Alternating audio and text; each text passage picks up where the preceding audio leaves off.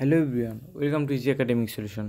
আজকে আমরা পড়ব ষষ্ঠ শ্রেণী বিজ্ঞান অনুসন্ধানী পাঠের 11 অধ্যায় মানব শরীর। তো চলো আমরা শুরু করি। তো দেখো, এই অধ্যায় শেষে আমরা কী কী বিষয় সম্পর্কে জানতে পারবো।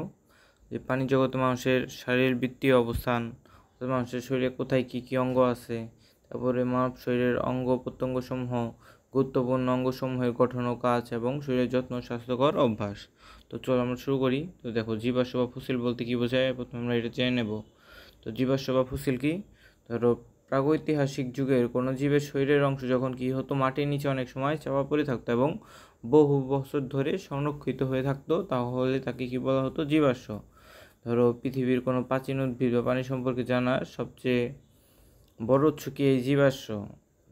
আমরা যেমন ডাইনোসরের কথা জানি, তো ডাইনোসরের কি এই বিশাল বিশাল প্রাণীর এক সময় পৃথিবীতে দাপিয়ে বেড়াতো। ডাইনোসরদের কালে তো আর মানুষ ছিল না, তাদের কেউ দেখেও নি, কিন্তু এই প্রাণীদের সম্পর্কে এখন যে এই তো কিছু জানা যায়। তাদেরকে পাওয়ার মূল উৎস কি? তাদের এই জীবাশ্ম, অর্থাৎ তাদের যে ধ্বংসাবশেষ মাটির নিচে রয়ে গেছে সেগুলো হলো কি? জীবাশ্ম।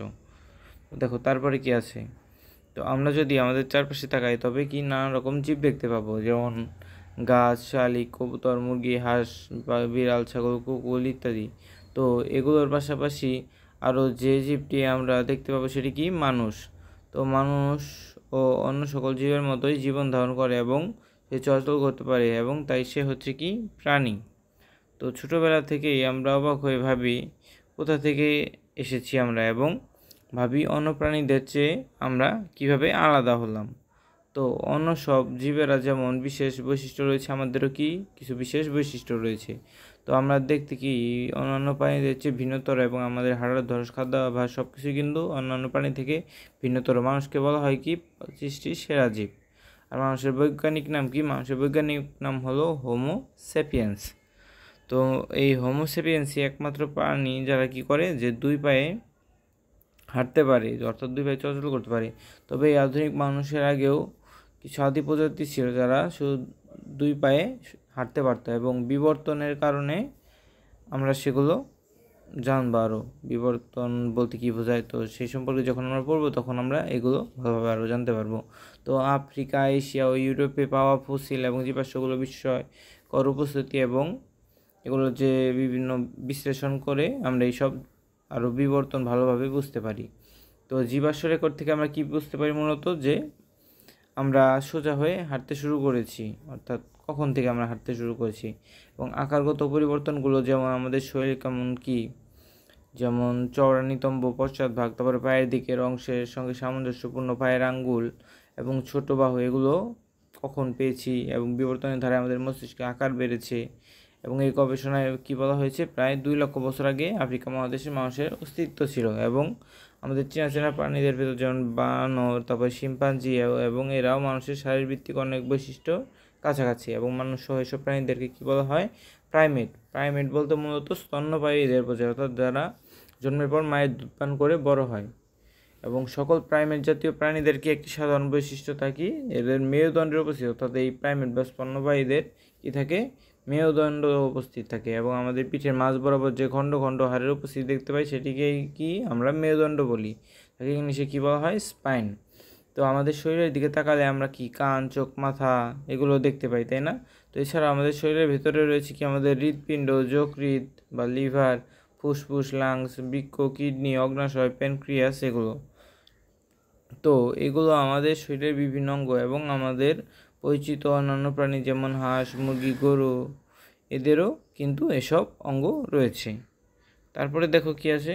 তো আমাদের নখ আমরা কি খালি চোখেই দেখতে পাই, তাই না? এবং হাত পায়ে নখ বড় হলে আমরা কি করি? কেটে ফেলি, এবং এই নখকে যদি আমরা ক্রমাগত ছোট ছোট টুকরা করতে থাকি তাহলে কি এক পর্যায়ে এসব টুকরোগুলোকে আর দেখা যাবে না, এবং তখন অনুবীক্ষণ যন্ত্রের সাহায্যে দিয়ে দেখতে হবে। তো অনুবীক্ষণ যন্ত্রের মাধ্যমে আমরা শেষ পর্যন্ত আমাদের নখ দেখতে পাবো। এবং আমরা ইতিমধ্যে জেনেছি যে কোষ হচ্ছে আমাদের গঠন ও কাজের একক। সব ধরনের গঠন ও কাজের একক কি? আমাদের কোষ। তো মানুষের মতো জটিল প্রাণীদেরও কি কোটি কোটি কোষ দরকার, এবং এই কোষ একে অপরের সঙ্গে মিল করেই আমাদের কি দেহ গঠন করে। তো কোষকে বাংলায় অর্থাৎ অনেকগুলো কোষ মিলে কি গঠিত করবে? টিস্যু বা কলা গঠন করবে, এবং অনেকগুলো টিস্যু বা কলা নিয়ে একটা অঙ্গ গঠিত করবে, এবং অনেকগুলো অঙ্গ নিয়ে একটা কি গঠিত হবে? একটা তন্ত্র গঠিত হবে। যেমন দেখো নিচে উদাহরণ দেওয়া আছে, ধর একটা কোষ ছিল, একটা কোষ দ্বারা অনেকগুলো কোষ দ্বারা একটা কলা গঠিত হলো। তো একটা কলা দ্বারা কি একটা অঙ্গ গঠিত হয়, ধরো পাকস্থলী তৈরি হলো, এরকম অনেকগুলো কলা দ্বারা পাকস্থলী তৈরি হতো। পাকস্থলী এবং পাকস্থলী আসবে যে ক্ষুদ্রান্ত বৃহদন্ত, এগুলো নিয়ে একটা কি পরিপাকতন্ত্র তৈরি হলো। আশা করছি তোমরা যে কীভাবে কি তৈরি হয়, ছোট থেকে কোষ থেকে একটা তন্ত্র কীভাবে তৈরি হয় বুঝতে পেরেছো। তো কোষ হচ্ছে গঠনের এই ধাপের সবচেয়ে নিচের ধাপ, অর্থাৎ সবচেয়ে সরল একক, আর তন্ত্র হচ্ছে কি সবচেয়ে উপরের ধাপ। তো আমরা নিচে এই সম্পর্কে বিস্তারিতভাবে আলোচনা করব। তো ছবিটি কি দেখো, একটা ছবিতে আছে, ছবিটা কি প্রাণী কোষের। তো প্রাণী কোষে কী থাকে, প্রাণী কোষের কেন্দ্রে থাকে নিউক্লিয়াস থাকে, তারপরে এই যে যে তরল পদার্থ থাকে এগুলোকে কী বলা হয় সাইটোপ্লাজম, তারপর বাইরে যে আবরণ থাকে এই আবরণটাকে বলা হয় কোষঝিল্লি, তারপরে এই যে ফাঁকা ফাঁকা স্থান থাকে এগুলোকে বলা হয় কোষগহ্বর, আবার এই যে ভিতরে অংশ থাকে কিছু এগুলোকে বলা হয় কি রাইবোজোম। এই রাইবোজোমের কাজ কি, রাইবোজোম হলো প্রোটিন পদার্থ সংশ্লেষ করে, অর্থাৎ প্রোটিনকে ভেঙে আমাদের শরীরের উপযোগী করে। আবার থাকে কি মাইটোকন্ড্রিয়া, এই মাইটোকন্ড্রিয়ার কাজ কি, মাইটোকন্ড্রিয়া আমাদের শক্তি উৎপাদন কেন্দ্র বলা হয়, অর্থাৎ পাওয়ার হাউস। এটি আমাদের কি করে, কোষকে শক্তি দেয়। একজন পূর্ণবয়স্ক মানুষের কতগুলো কোষ থাকে বলতে পারো, প্রায় 30 থেকে 40 ট্রিলিয়ন। তো এই কোটি কোটি কোষ দ্বারা মানব শরীর বৃদ্ধি পায়, বিপাক হয় এবং উদ্দীপনা প্রজননে ভূমিকা রাখে। তো প্রাণী কোষের যে সাধারণ বৈশিষ্ট্য তৃতীয় অধ্যায়ে আলোচনা করা হয়েছে তা সবই মানুষের কোষের ক্ষেত্রেও প্রযোজ্য। তো কলা বা টিস্যু কি দেখো, তো মানুষের শরীরের বিভিন্ন ধরনের কি রয়েছে, কোষ রয়েছে। তো এদেরকে 4টি মৌলিক শ্রেণীতে আমরা ভাগ করতে পারি। কি কি, এই 4 ধরনের কোষ তার চারপাশের উপাদানের সঙ্গে মিলে যে বিশেষ গঠন তৈরি করে তাকে কি বলা হয়, টিস্যু বা কলা। তো 4 শ্রেণীর কোষের উপর ভিত্তি করে মানব শরীরের টিস্যুগুলোকে 4 ভাগে ভাগ করা যায়। কি কি ভাগ থাকে, সংযোজন কলা, তারপর বহিরাবরণ কলা, পেশি কলা, স্নায়ু কলা, এই 4 ভাগে আমরা ভাগ করতে পারি, তাই না। তো দেখো এই ধরনাকে কী বলা হয়েছে, এই ধরনের কলা বা টিস্যু আমাদের শরীরের বাইরের আবরণ এবং অভ্যন্তরীণ অঙ্গ ও শরীরের গহ্বরগুলোর বাইরের স্তরটিকে ঢেকে রাখে এবং এদেরকে বলা হয় কি বহিরাবরণীয় কলা বা এপিথেলিয়াল টিস্যু।